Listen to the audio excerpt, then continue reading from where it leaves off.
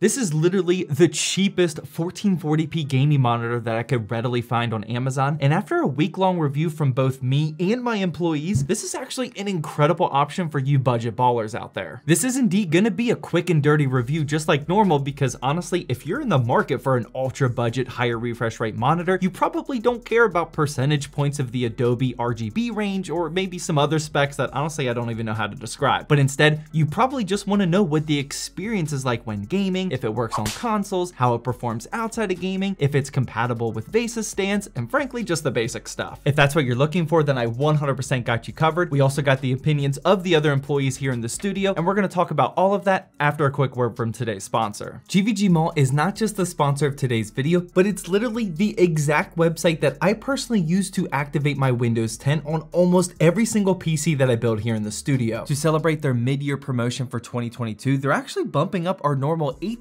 off discount up to 25% off, and that gets Windows keys and everything else down to some really affordable prices. They also have other great products on other software like Office 2021, and even some game keys from platforms like Steam, Origin, and Uplay, and they even have console stuff too, like PSN and Xbox prepaid cards as well. Activating that Windows 10 on your computer is super simple to do. The entire process of buying and activating takes like 5 minutes total, so make sure you click that first link down in the description, and don't forget to use discount code ZTT18 for 25% off. This here is the ViewSonic Omni VX2768-2KPC-MHD. That's literally gonna be the last time I say that all out properly. And let's start here with the spec sheet first. Now I know you can easily find this information yourself by clicking the link down in the description, but just in case you're ready to fire away at a 1440p budget gaming monitor as soon as possible without doing any research on your own, I can help you out here. This is a 27-inch 1440p 144Hz display that's rocking a 1 millisecond MPRT response time, and it also supports FreeSync, which you love to see. This is a 1500R curved monitor, which is honestly very standard these days. I feel like pure flat screens are for dinosaurs at this point. And then behind the curve, there is indeed VESA mounting options, which you probably should take advantage of because the stand is barely adjustable. And finally, for ports, we have 2 HDMI 2.0s, 1 DisplayPort, and 1 audio out. Those specs are honestly amazing for an omega low price of around $180, but where things surprised me were the Amazon reviews. At the time of producing this video, there's currently over 1,600 reviews on Amazon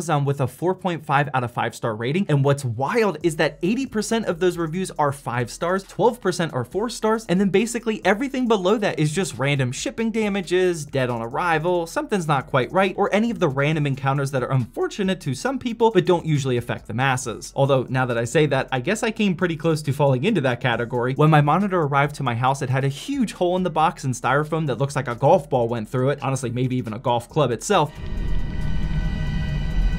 Kill!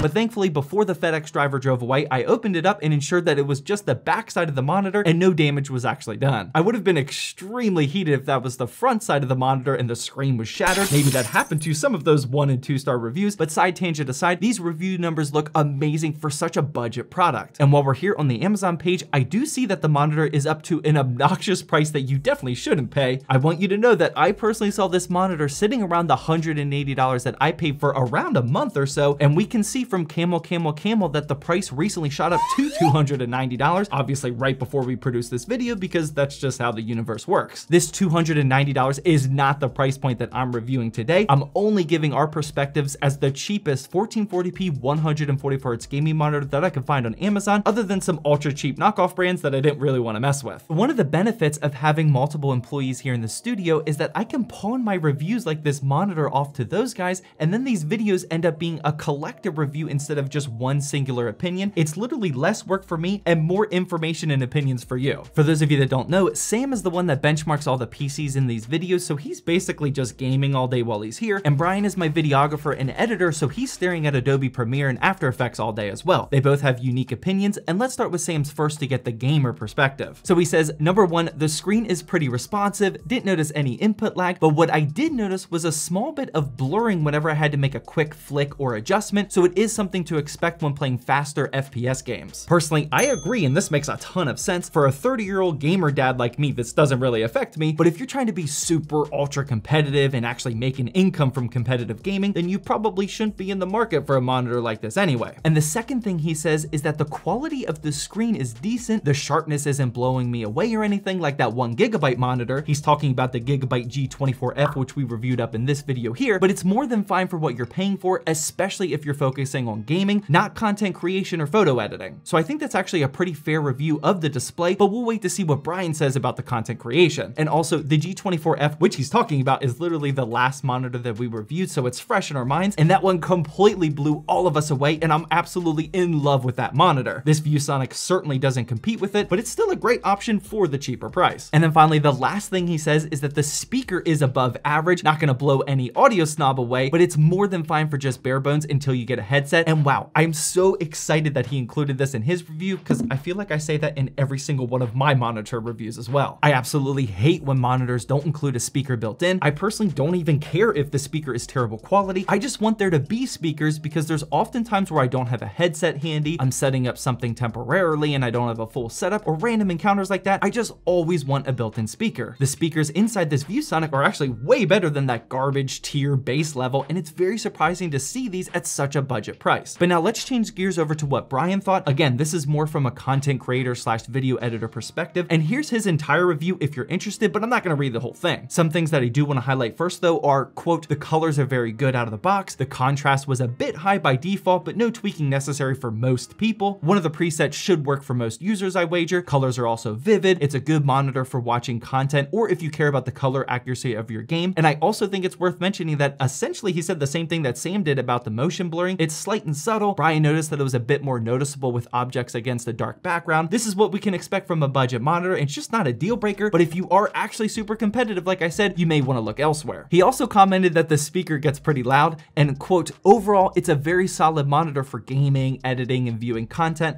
I can't judge based on price or comparing to other products on the market. I don't think he's tested a whole ton of different monitors at this point, but this is definitely a satisfactory monitor, he says, that I wouldn't mind using.